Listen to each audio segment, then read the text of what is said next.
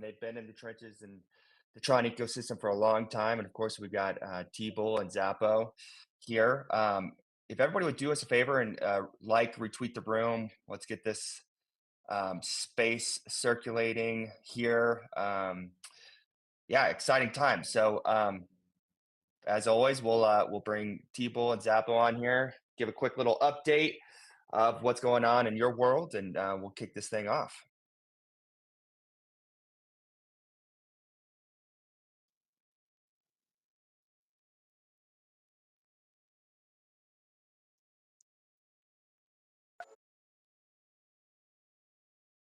Is my audio all right? Can everybody hear me? Get a thumbs up.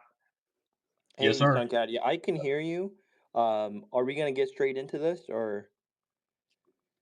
Yeah, yeah, yeah. So we dive right in here. We're gonna want to keep this thing to an hour and just make sure we respect that time. So is that all right, people? I mean, do you have something on your front of your mind to kind of kick us off with? Oh no, I mean, no, dude, you can start the introductions. I thought we were starting introductions here, so I guess I guess I'll go first. Um, Yeah, so hey everyone, this is JS, CTO lead of T-Bowl. Really excited to be here on this, episode of Tronversation. Suncat is hosting today. Really, really great things that they're doing over there. Just some updates for us. It has been a really busy week. I'm sure we'll get into the conversation of TRX breaking all-time highs, doubling in market cap. I mean, insanity over the past week. But for us, this past week was quite simple. I'll keep it short. We were able to get a lovely gold badge that has been weeks in the making, and finally we were able to get that done.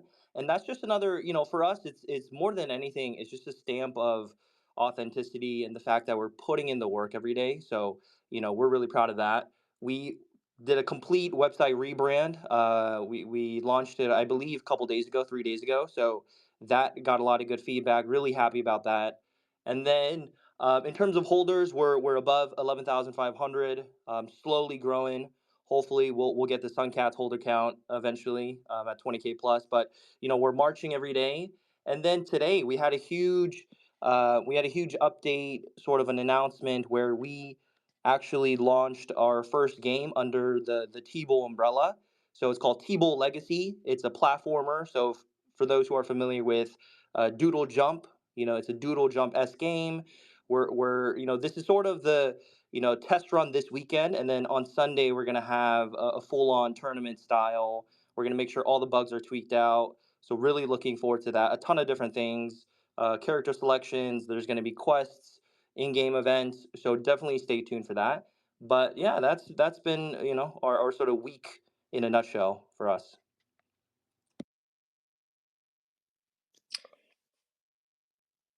I'll go next. Hey, John. Hey, JS. Sunny D. Good to see you. Trav. Good to see you guys on the space. Looking forward to interacting with you guys because we've spoken a few times before. Firstly, JS, that gold badge on you looks real good, my guy. I mean, I'm getting a little bit jealous.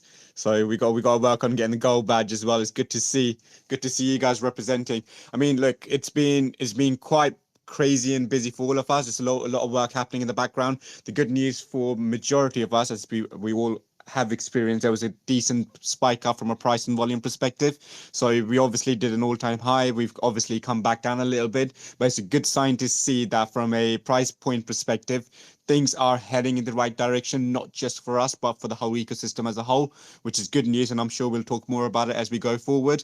For those of you who are keen-eyed, you might have started observing there's some big KOLs who are starting to tease Zappo without actually saying anything about Zappo.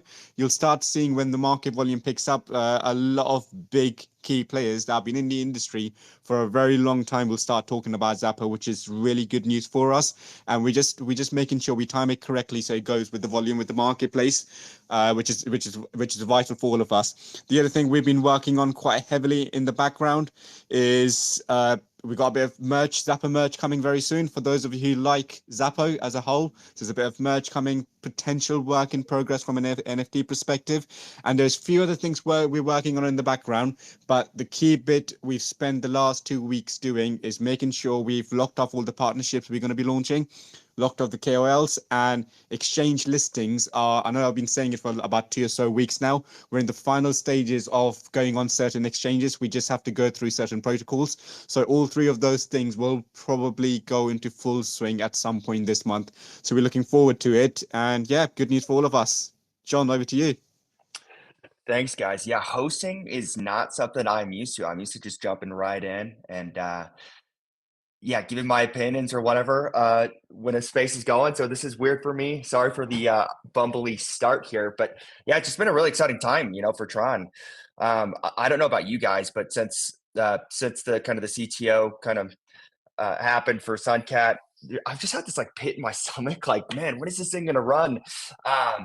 Because we're putting in so much work, and our community is just working so hard. And it's like, that what was that Tuesday or Wednesday when I think all of us were up like 80%. It's just like nuts.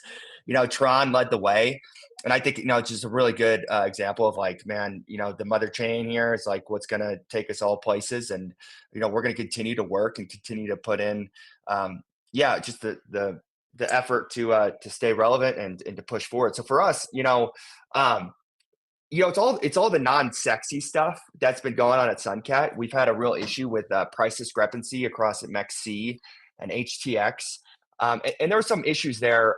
There was a effort on HTX's side to get more volume on chain, so they stopped deposits onto HTX. We finally worked out a solution there, and that's open. And now we've got like price integration on the sexes, which is like, it's not sexy, but man, that took a lot of work just to get that moving in the right direction. Working with our AI, our AI account, and trying to get a little bit innovative there, trying to find kind of a market niche for that. So obviously talking to sexes as well to try to get some more listings. But the biggest thing right now is like shoring up that we're approaching about 21K holders.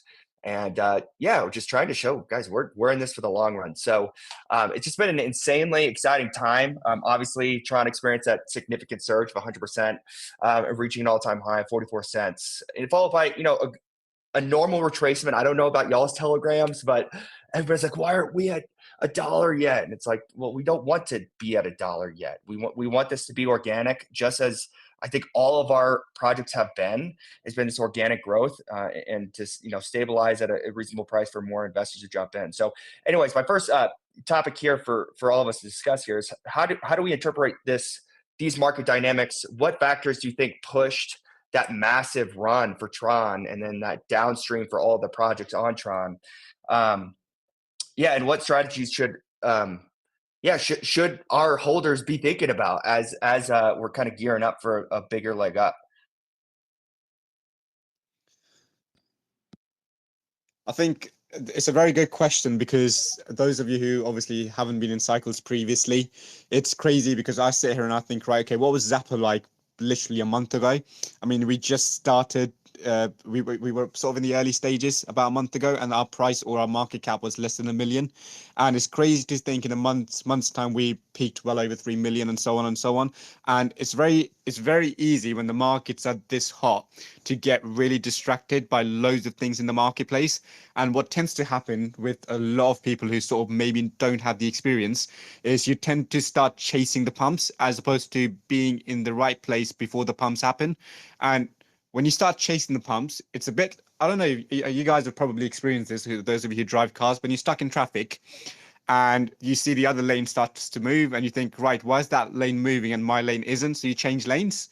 And then suddenly, as soon as you change lanes, that lane stops and then your lane starts moving.